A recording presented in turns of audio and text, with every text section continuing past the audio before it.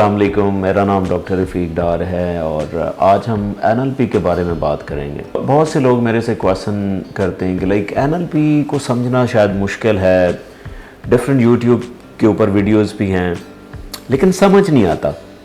तो मैंने आज आप लोगों के लिए NLP को बड़े सिंपल तरीके से समझाता हूँ, एक लेमन लैंग्वेज में आपको समझाने की कोशिश करता हूँ कि NLP है क्या चीज़ बेसिकली। देखिए, NLP stands for neuro linguistic programming, जो कि सबसे पहले एक दो प्रोफेसर से, एक का नाम रिचर्ड बैंडलर और दूसरे प्रोफेसर का नाम जॉन ग्राइंडर था। इन्होंने मिल के ना एक आर्ट ऑफ कम्युनिकेशन को डिस्कवर किया और उन्होंने उसको NLP का नाम दिया, न्यूरो लिंग्विस्टिक प्रोग्रामिंग। अब बेसिकली NLP जो है ना, this is an art of communication, यानी कि आप अपनी कम्युनिकेशन को बेहतर करने के लिए NLP को इस्तेमाल कर सकते हैं।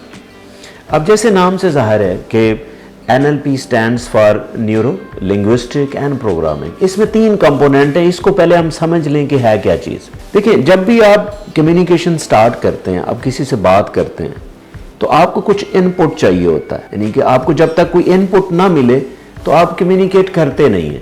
तो वो इनपुट बेसिकली 5 डिफरेंट सेंसेस से आता है। यानी कि आप कम्युनिकेशन करने से पहले या कोई चीज़ आप देखते हैं या सुनते हैं या फील करते हैं या उसको स्मेल करते हैं या टेस्ट करते हैं। ये 5 बेसिक सेंसेस हैं। जैसे ही कोई इंफॉर्मेशन आप 5 बेसिक सेंसेस से लेते हैं, वो आपके ब्रेन में चली जाती है। ब्रेन उसको एनालाइज करता है, एवेलुएट करता है कि मैंने इसका आंसर क्या करना, कैसे रिएक्ट करना, कैसे रिस्पॉन्स करना। तो वो इंफॉर्मेशन जैसे आपके ब्रेन में जाती है तो ब्रेन उसका एक आंसर बनाता है। जैसे एक अंदर आंसर बनता है ना, उसको हम NLP की लैंग्वेज में इंटरनल रिप्रेजेंटेशन भी कहते हैं। अब वो जैसे ही एक अंदर रिस्पॉन्स बन जाता है तो यहां तक न्यूरो का काम खत्म हो जाता है, क्योंकि ये सारी इंफॉर्मेशन हमारा ब्रेन प्रोसेस करने के बाद एक अंदर आंसर बना देता है। अब जैसे ये आंसर बन जाता है तो ये आंसर को हम बाहर जब निकालते हैं, वो सारे हम लैंग्वेज के जरिए निकालते हैं। उसमें हम वर्ड्स यूज कर सकते हैं, उसमें हम बॉडी लैंग्वेज जेस्चर यूज कर सकते हैं। फॉर एग्जांपल, किसी ने अगर आपको अस्सलाम वालेकुम कहा है तो आप उसको वालेकुम सलाम बोल के भी कह रहे हैं, हैंड के साथ भी आप इशारा कर रहे हैं, ठीक है। तो आपके एक चेहरे से भी एक रिस्पॉन्स मिल रहा होता है उसको। तो इस प्रोसेस को हम लैंग्वेज कहते हैं, यानी कि जो भी आपका इंटरनल रिस्पॉन्स, जैसे आप उसको बाहर निकाल रहे हैं ऑडियंस तक या नेक्स्ट पर्सन तक, उन तमाम चीज़ों को हम लैंग्वेज में कंसिडर करते हैं। वो बॉडी जेस्चर हो सकते हैं, वो वर्ड्स हो सकते हैं, वो आपकी फीलिंग्स हो सकती हैं, वो आपकी इवन वॉइस टोन हो सकती है कि आप किस वॉइस टोन से आप आंसर दे रहे हैं। तो इस प्रोसेस को हम लैंग्वेज कहते हैं। अब प्रॉब्लम क्या होता है?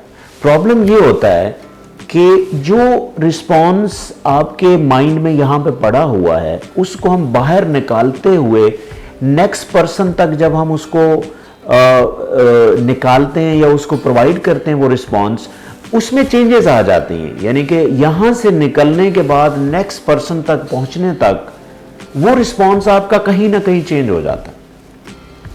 अब आप समझ रहे होते हैं कि मैंने तो बड़े अच्छे तरीके से उसको ये बात कही थी लेकिन उसे समझ नहीं आई। अब मसला ये होता है कि वो आपका जो इंटरनल आंसर है वो जाते जाते वो चेंज हो चुका होता है, नेक्स्ट पर्सन तक वो जाते जाते चेंज हो जाता है। हो सकता है आपने उसके मुताबिक नहीं दिया, हो सकता है कि जब आप उसको रिप्लाई कर रहे होते, रिस्पॉन्ड कर रहे होते हैं, तो आपकी बॉडी लैंग्वेज इस तरह की होती है कि उसको अच्छा नहीं लगता। तो फाइनली क्या होता है कि आपकी जो कम्युनिकेशन रिस्पॉन्स है वो इफेक्टिव नहीं जाता। अब इस एरिया को हम लैंग्वेज कहते हैं। अब जो तीसरी चीज है वो प्रोग्रामिंग है। प्रोग्रामिंग का मतलब ये होता है कि अगर आप अपने आप को इस काबिल बना लें कि आपका जो इंटरनल रिस्पॉन्स है वो नेक्स्ट पर्सन तक एज सच पहुंचे जैसे आपके माइंड में है, ताकि नेक्स्ट पर्सन उसको अच्छी तरह समझ सके, तो इस एबिलिटी को हम प्रोग्रामिंग कहते हैं। सादा लफ्जों में NLP क्या हुआ?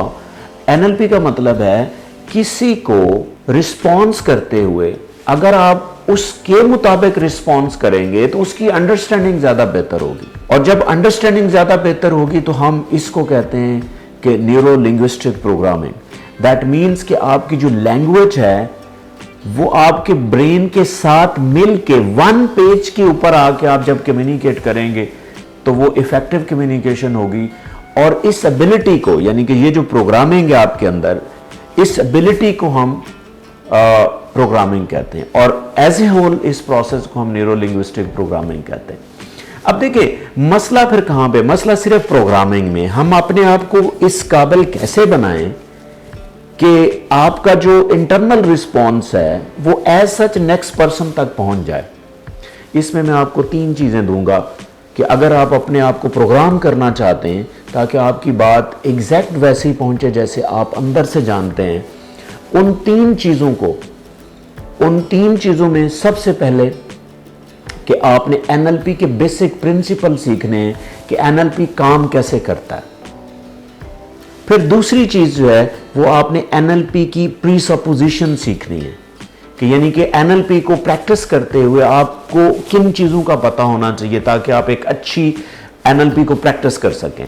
और तीसरी चीज जो है वो एनएलपी टेक्निक्स हैं कि यानी कि मैं कौन सी टेक्निक इस्तेमाल करूं कि मेरा जो इंटरनल रिस्पॉन्स है वो नेक्स्ट ऑडियंस तक एज सच पहुंचे जैसे मेरे माइंड में है। तो इसको हम टेक्निक्स कहते हैं। तो एनएलपी के अंदर बहुत सारी टेक्निक्स हैं जो डिपेंड करता है, पर्सन टू पर्सन डिपेंड करता है, फिर प्रॉब्लम टू प्रॉब्लम डिपेंड करता है कि आप किस सिचुएशन में कौन सी टेक्निक आपने यूज करनी है। तो in the next lecture you will be finding different kind of techniques to learn in NLP. Thank you.